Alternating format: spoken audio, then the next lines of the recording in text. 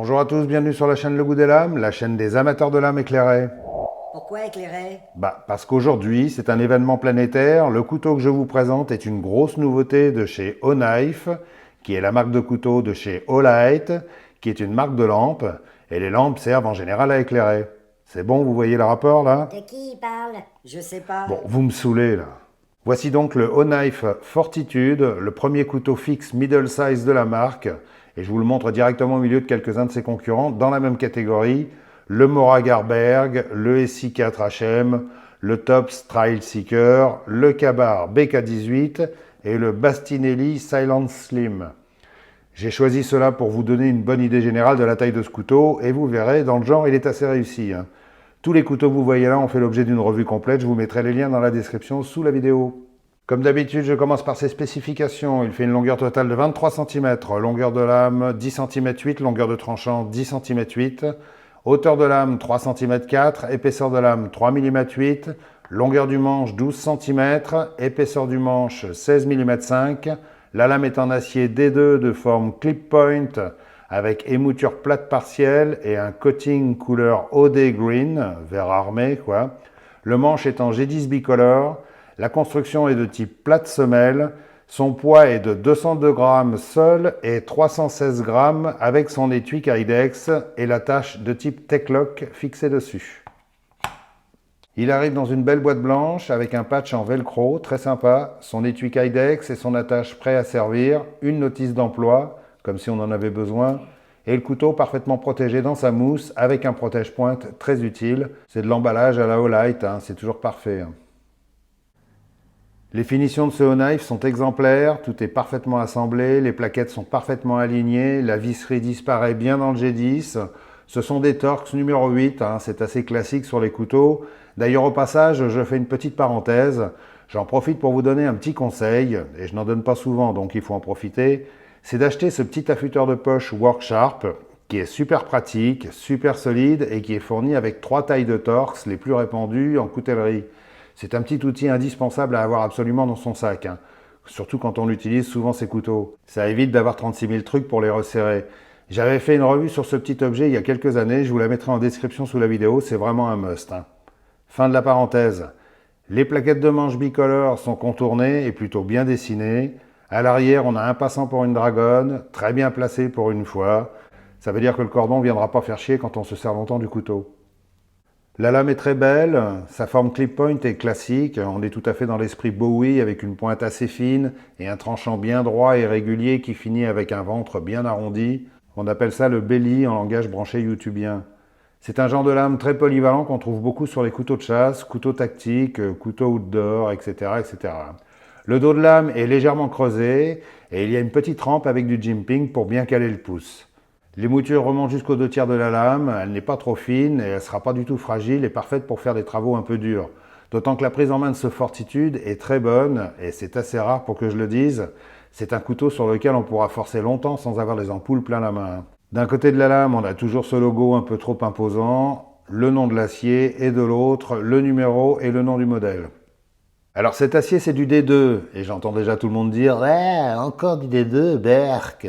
Alors, pour rétablir un petit peu le tout et n'importe quoi qui se dit sur cet acier, je vais faire son avocat pour une fois, parce que c'est devenu un petit peu la mode sur YouTube de dire « Ouais, le D2, c'est un acier de merde qui casse, qui rouille et c'est trop chiant à affûter. » Et les experts qui disent ça, en général, se servent juste de leur couteau pour ouvrir des cartons et couper le sauciflard. Bon, c'est vrai qu'au début, quand on a commencé à voir cet acier apparaître, certaines marques ne maîtrisaient pas très bien la trempe et ça donnait des aciers super durs et assez cassants. Du coup, c'est devenu un genre de légende urbaine qui circule sur les réseaux. Le D2, c'est caca.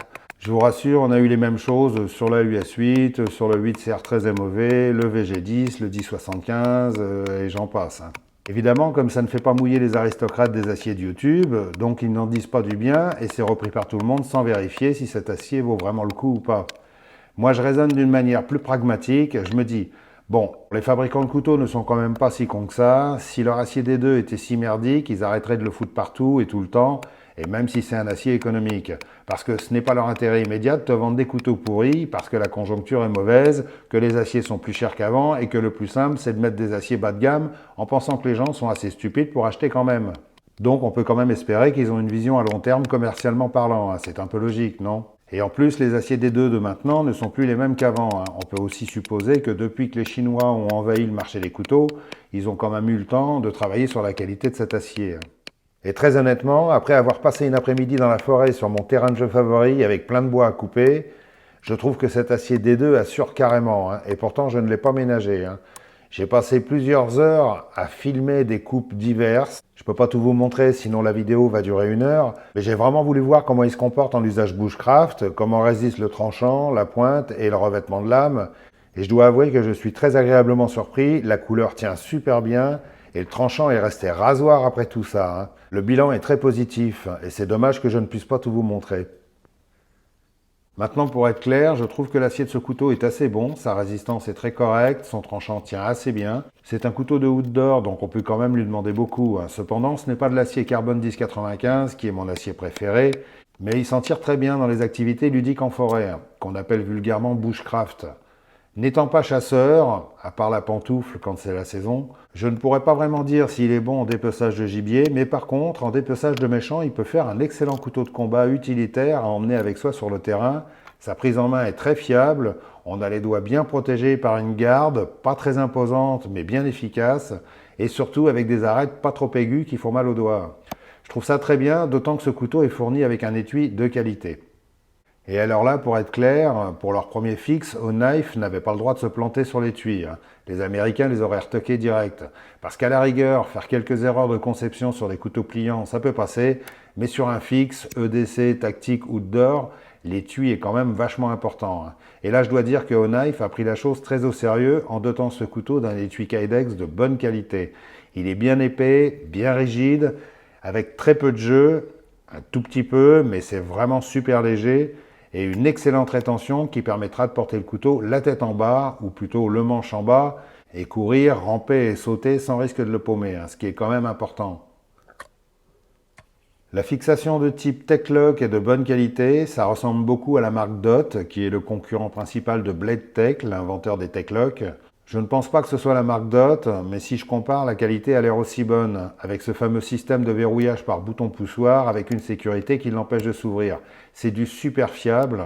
J'en utilise pour mes étuis d'armes et on peut vraiment avoir confiance, c'est solide et ça supporte pas mal de poids. Et pour une fois les enfants, il y a enfin un étui chinois qui a les bons écartements des œillets, ce qui veut dire que vous pourrez fixer cet étui sur d'autres systèmes ou dans différentes positions, comme par exemple en port Scout Carry, c'est-à-dire port horizontal arrière, comme on peut voir sur certaines chaînes comiques. Dis donc, ton mec, il te touche encore, toi? Hein? Parce que moi, le mien, depuis qu'il a découvert la chaîne Le Bout des Lames, il me touche plus du tout et il m'envoie sans arrêt T'as pas de la chercher ses chance colis. parce que moi c'est justement le contraire de T'es toi. sérieuse, là? Il est tout le temps sur moi, Bout des c'est Lames, c'est l'enfer. n'importe quoi. Je sais pas ce que tout le monde a avec cette Eh, chaîne, ouais, là. ouais. Dégueulasse, je vais porter plainte à MeToo. Alors, qu'est-ce que je pense de ce premier fixe de chez O'Knife? Alors déjà, à l'heure à laquelle je vous parle, je ne sais pas à quel prix il sera proposé. Je suppose qu'il va sortir en même temps que la prochaine vente, en promo, avec un prix raisonnable, comme d'habitude, hein. Je vous mettrai ultérieurement les renseignements et le lien à utiliser dans la partie description, comme je fais toujours. Personnellement, je trouve qu'il est assez réussi et qu'il va plaire à beaucoup d'entre vous. Il a une bonne gueule et l'idée du coating vert est plutôt intéressante, hein. Ça colle bien avec les motifs de manche. On aime ou on n'aime pas, mais bon, pour l'instant, il n'est proposé que dans ce coloris. Peut-être qu'ils vont le proposer un jour en version micarta. J'en doute pas. En tout cas, je trouve que ce verre n'est pas moche et que ce couteau est une réussite pour un premier jet, hein. Maintenant, comme il faut quand même que je souligne les détails qui m'agacent, c'est un peu mon boulot, je trouve que le manche est un poil trop petit. Un petit centimètre de plus, j'aurais été un peu plus à l'aise, notamment sur ce genre de prise, tiens les méchants, qui demandent de reculer la main sur le manche pour pouvoir poser le pouce sur la rampe. Sinon, en prise marteau classique, il est très agréable, mais les grandes mains ne seront pas super à l'aise, hein. Comme tout le monde sait, plus ou moins maintenant, que c'est Kaiser qui fabrique les couteaux O'Knife, c'est un défaut récurrent sur leurs couteaux fixes. Leurs manches sont souvent trop petits et sur certains modèles, ils sont vraiment très petits, hein. Presque fait pour des mains d'enfants chinois, hein. Donc sur le marché américain, avec tous les obèses qu'il y a, je ne sais pas comment il sera accueilli. Autre détail qui me fâche, c'est ce casse-goutte, énorme encore, qui ne sert rigoureusement à rien et qui fait juste perdre de la longueur de tranchant et qui l'éloigne en plus de la main.